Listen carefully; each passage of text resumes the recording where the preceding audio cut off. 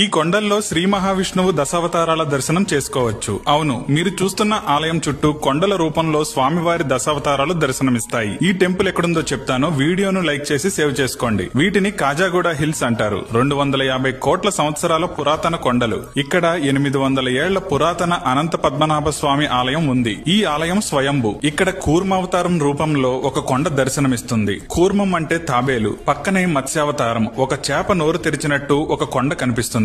గజేంద్ర మోక్షం ఘట్టంలో ముసలి రూపంలో మరొక కొండ దర్శనమిస్తుంది. వరాహ అవతారం, అలాగే స్వామివారు స్తంభం బద్దలు కొట్టుకుని వచ్చినట్టు కనిపించే నారసింహ అవతారం, అలాగే స్వామివారు నిద్రిస్తున్నట్టు స్వామివారి ఆకారంలో ఒక కొండ కనిపిస్తుంది. ఇక ఈ ఆలయం పాము పడగ రూపంలో ఉన్న కొండ కింద ఉంటుంది. ఇలా శ్రీ మహావిష్ణువు దశావతారాల దర్శనం కొండ రూపంలోనే జరుగుతుంది.